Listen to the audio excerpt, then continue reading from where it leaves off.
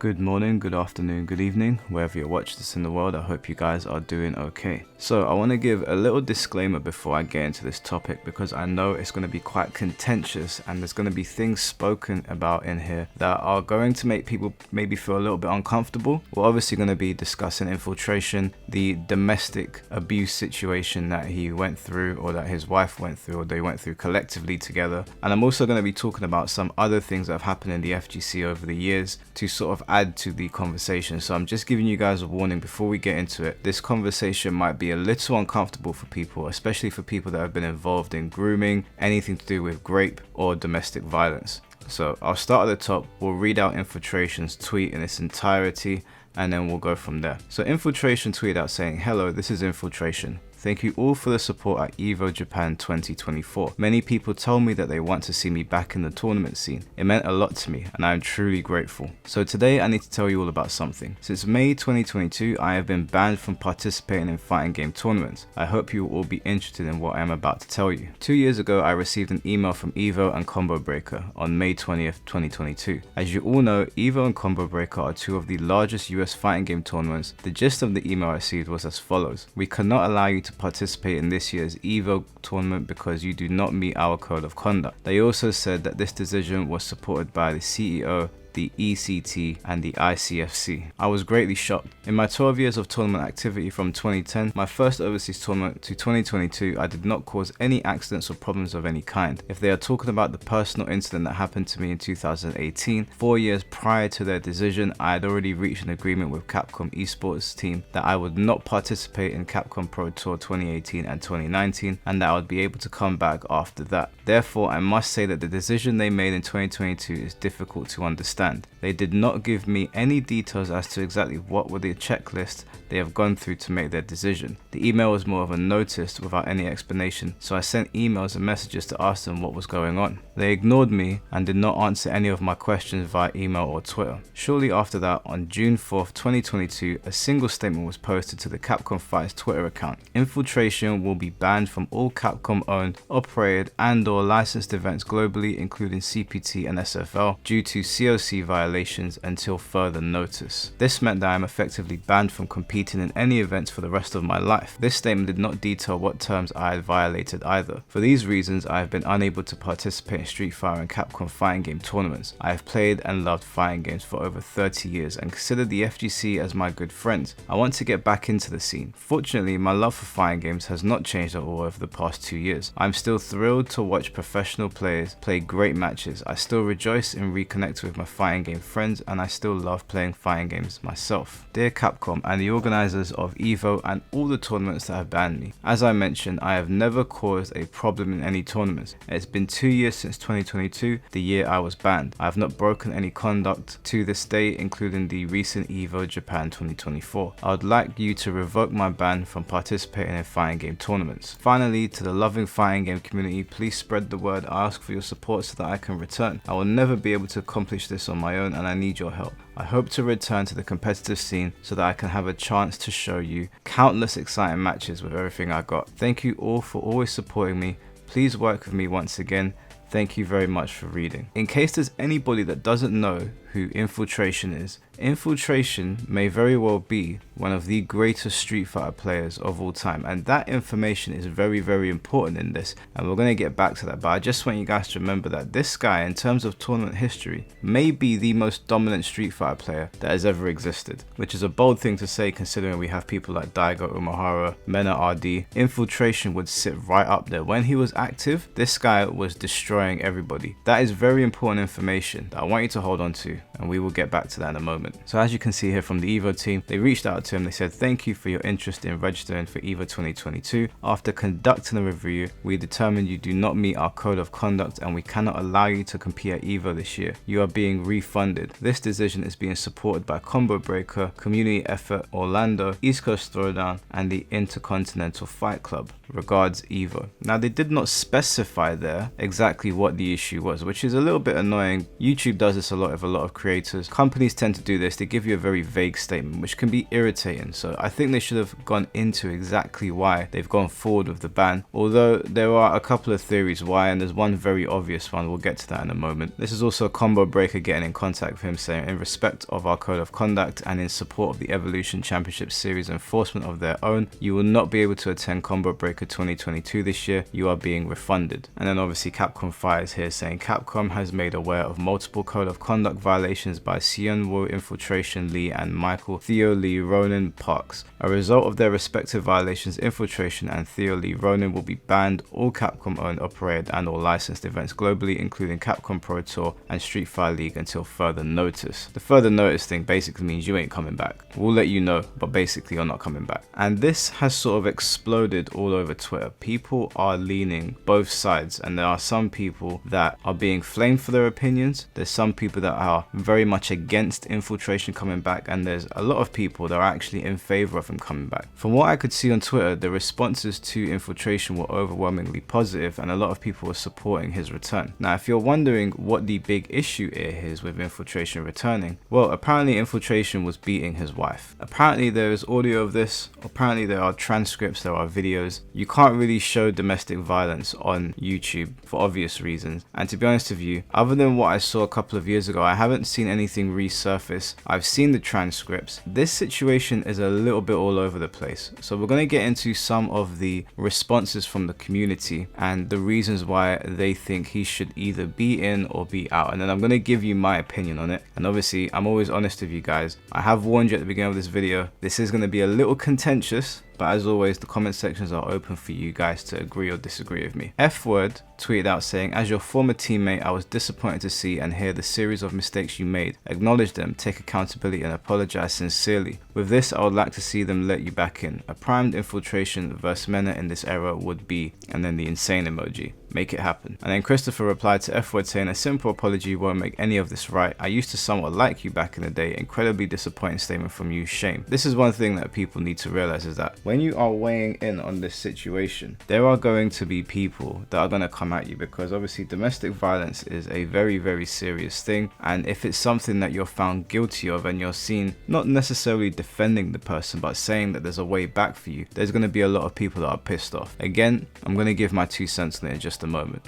Alpha Sicario says, will be better for everyone if you clear for us your personal incident. What was the verdict of the law? Infiltration said, I'm thinking of explaining the personal thing that happened to me later to make it easier for everyone to understand. Thank you for your question. And there was this account here that has only been made, from what I can see, to discuss this situation about Infiltration. So I don't know if it's a troll account, I don't know if it's somebody dedicated to bringing him down, not entirely sure, but what they've tweeted out is, Koreans can check this person's past trial history at the Korea Information System of Criminal Justice Services. I think this is why he is currently appealing to his overseas users rather than his home country. Most Koreans would not support this man. And then Pupula replied saying, are you Korean? If that's the case, why don't you do it and show us what you are talking about? As far as we know, she lied and the police took it as truth, and he has been trying to clear his name within the law since. Thus Samora says, posts and people making these kinds of claims are going to be one of your biggest hurdles. There are people that are convinced that the legal system of Korea found you guilty. English speakers, Koreans and otherwise. Can your lawyer help and end this error? And what this individual is saying is very true. What the public thinks of Infiltration will actually have a massive bearing on whether he comes back to tournaments or not, because I am firmly in the camp of a lot of these tournament organizers and a lot of these people at the very top of the FGC are more interested in image rather than the truth. Now, I'm not saying that Infiltration didn't do this or he did do this. I'm going to get into why I believe that in a little bit, and this is why I gave the disclaimer at the beginning of the video. We're going to be discussing some less than savory things that happened at EVO with somebody at the top of their helm, and some just general hypocrisy surrounding the FGC and how these situations have been handled. This individual says, we already know he got tricked into marrying a manipulative gold digging succubus. And this is where the point of contention really starts for a lot of people, I think. From what I can understand from what people are saying online, the woman that Infiltration was involved with was not a good person. And when all of this information came out, it seemed like all the spotlight was on Infiltration and people were damning him and saying that you're the bad guy in this. It later came to light,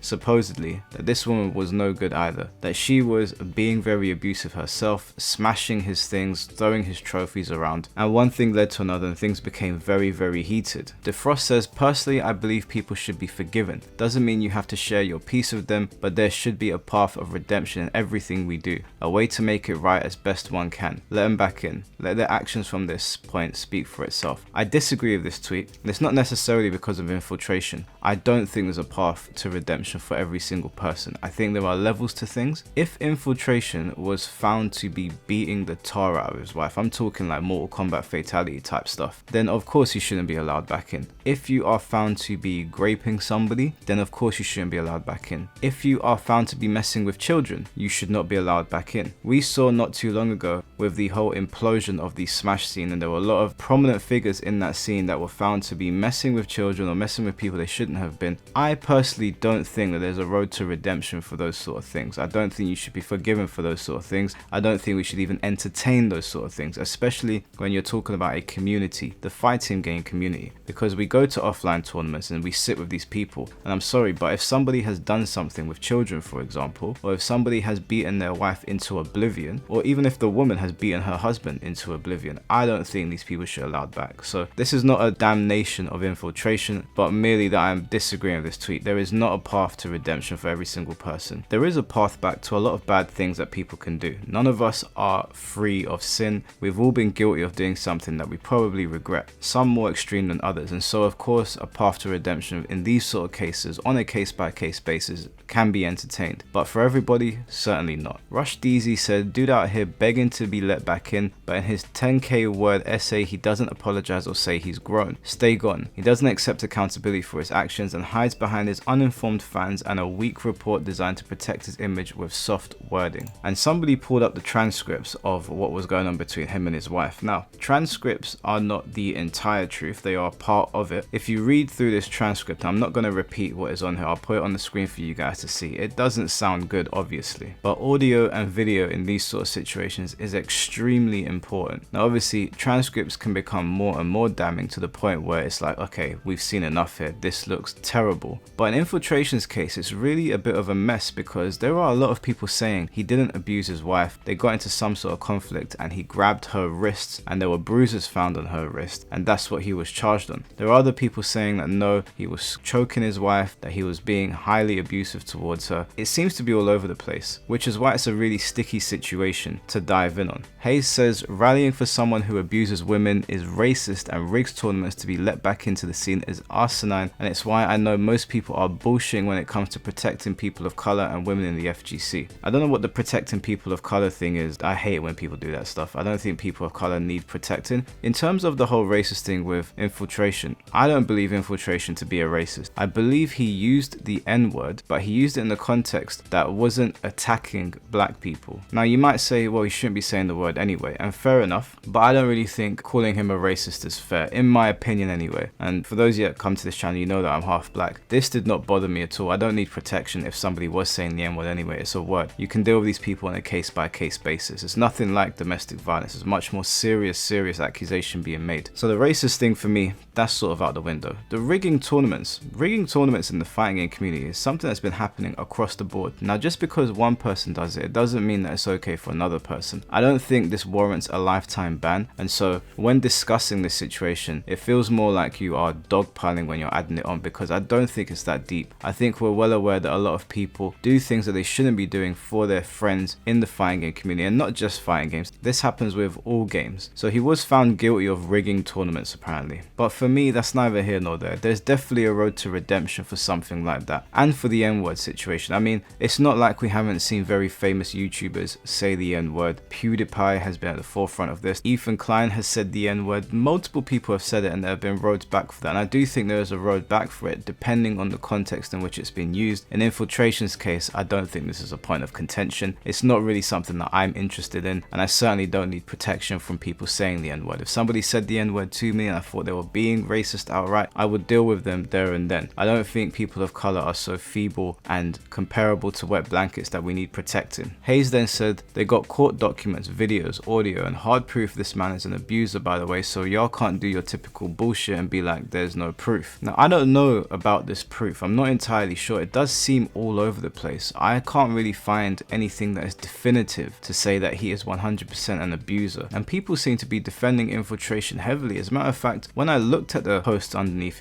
Infiltration's post, it is overwhelmingly in his favor, so I'm wondering how much of this evidence is actually hard evidence. There are two types of evidence for those people that don't know. There's soft evidence and there's hard evidence. And being found innocent or guilty in a court of law does not necessarily mean that you're innocent or guilty in real life. Case in point, OJ. OJ was found not guilty in the court of law. But we know now, as time has gone on, that the people that were defending OJ were doing it as revenge for what happened to Rodney King. And they weren't interested in whether OJ was innocent or not. You think that they're members of the jury that voted to acquit OJ because of Rodney King?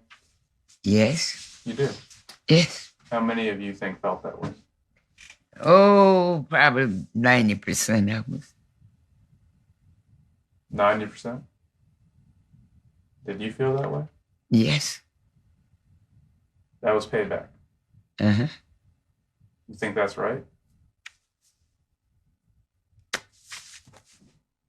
And so sometimes when there's a conviction in the court of law, it doesn't necessarily mean that you're guilty or innocent. It's just in the eyes of the law. But again, that's not a defense of infiltration, that's merely an observation. I want to shift gears on this slightly because I want to talk about a little bit of hypocrisy that I found in the FGC. And then we're going to get on to the updates from infiltration. Now, 3 years ago, there was a lot of madness going on surrounding Evo and the Smash community. And there were a lot of people that were well aware of the bad behavior of some of the higher ups. Most notably, Mr. Wizard. Mr. Wizard was found to be doing some very unsavory things with children on video, in my opinion, that you can't walk yourself back from. And it has been said for many years now that the FGC can be very cliquey. Now, if you're confused at what you're watching at here in the background, these are minors that are being told to jump into a pool by an adult for tokens or some sort of like FGC dollars or Evo dollars. I find it very weird that a grown man would ask another kid or a bunch of kids to jump into a water fountain and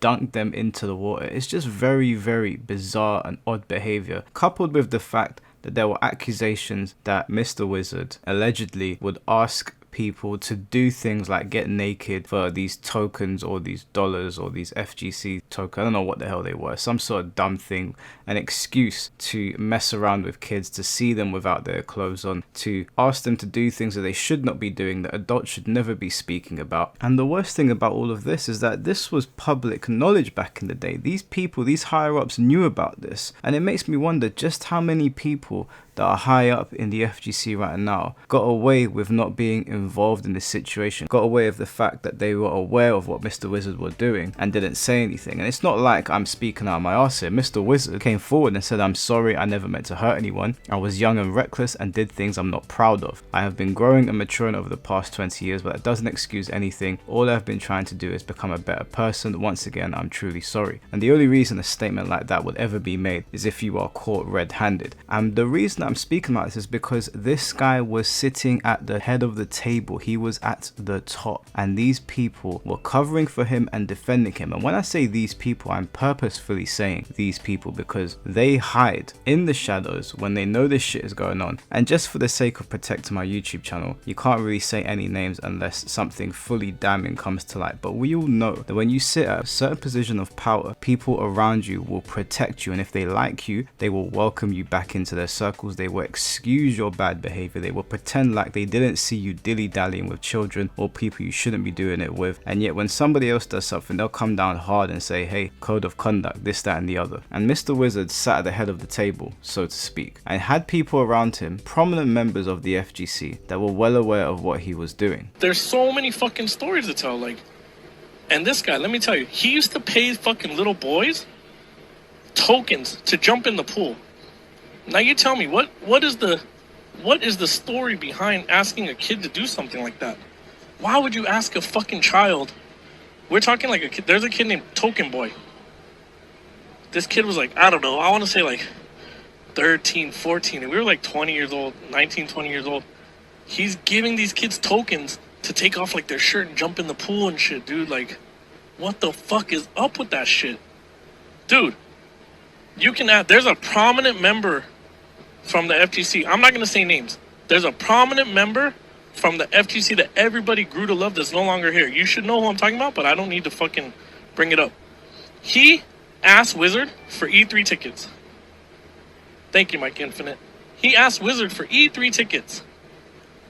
Wizard in turn said, do 25 naked fucking jumping jacks and I'll give you tickets. Who in the fuck? Who in the fuck asked someone to fucking do shit like that? Like, come on, man.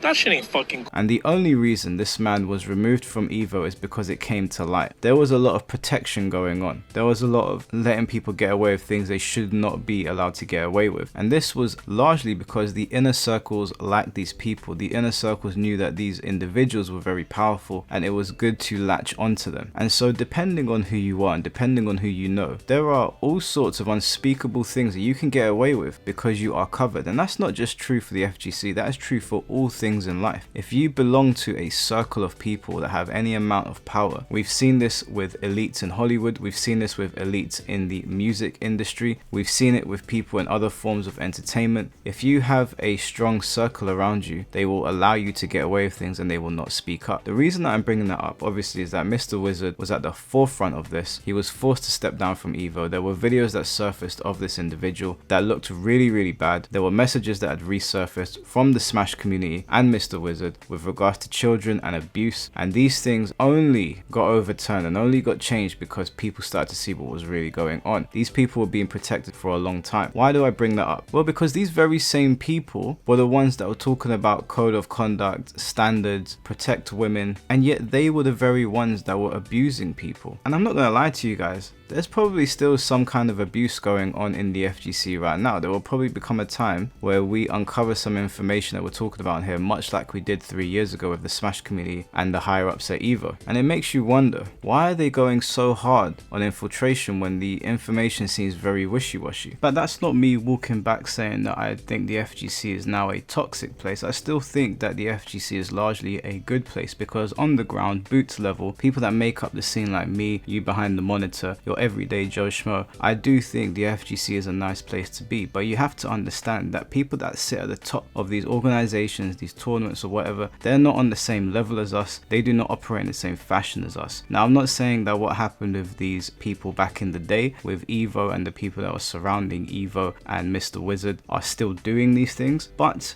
we see all the time in the media that when you get to the very tippity top of the mountain, there's always some sort of fuckery going on and people covering for each other. Now, this is my opinion on the infiltration situation. If infiltration and the accusations levied against him are true, and he was battering his wife, he was highly abusive, and there is hard evidence to prove that he was beating her, then in my opinion, of course, people that are abusing their wives or their husbands, this goes for women as well, I don't think that they should be allowed back. That's just me personally. I couldn't think of anything worse than putting my hands on my loved one and just beating them into the floor. That being said, that does not seem to be the case. It does not seem to be the case that infiltration behaved in this manner, at least from what I can see. Now, I'm not saying that I'm completely right because again, this seems all over the place, but from what I understand, they were both pretty angry at each other. According to some sources, infiltration wanted out of the relationship and she didn't. Apparently, she smashed a lot of his trophies, threw things around the house, and he grabbed her when this was going on. Again, this is all information that is all over the place because I've read so many different things. If this is the case and it's two adults fighting and it was unfortunately caught on camera and it was caught on audio and he wasn't actually beating the tar out of his wife, then yeah, okay, I think that there is a road back here. I don't really think he owes anybody an explanation. I think that this should be investigated thoroughly and the information should come to light, and when it does, they should lift his ban. Saying the N-word and tournament rigging, I don't care about any of that shit. That is very easily forgivable in my opinion. Obviously there are extremities. If he was walking around two black players in tournaments calling them the N-word over and over again, then yeah, okay, ban him. Why would we have somebody like that? But the context in which he used the word, it doesn't seem like something that we really need to dive into too much. Now, at the beginning of the video, I said that it was very important to remember that this guy was basically the best Street Fighter player. And the reason I said that is that I think public image goes a long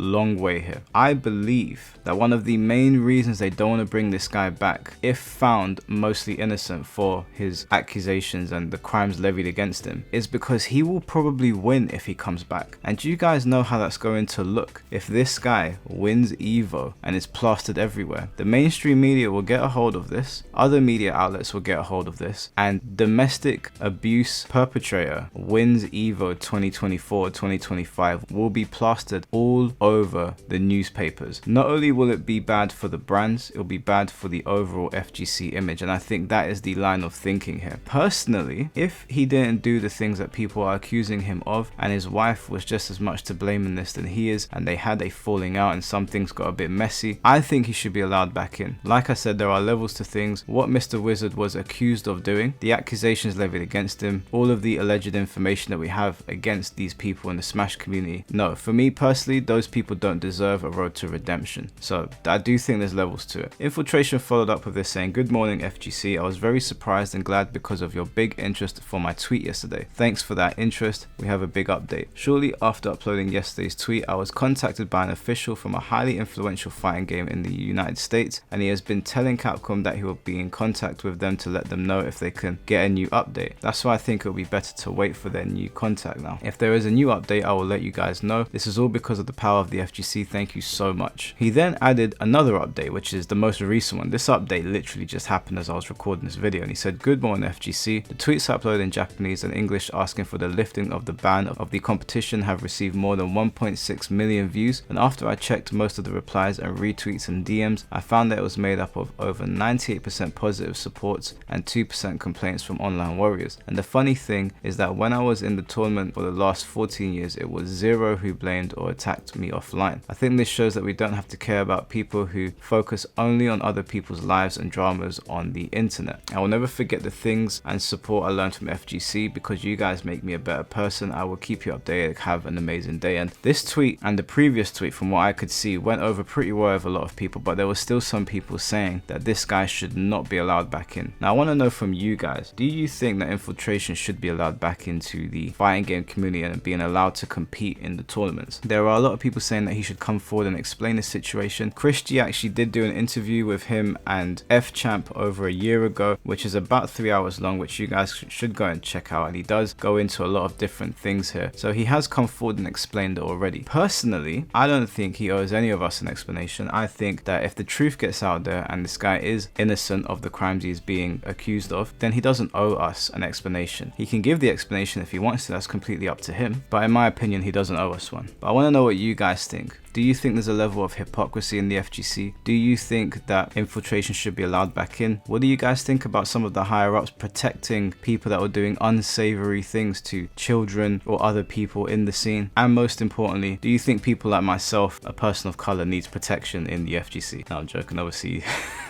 Obviously those things are stupid. I don't think any person of color needs protection. We're grown adults, we can protect ourselves. Anyways guys, thank you for watching the video. I hope you have a good day. Take care and peace.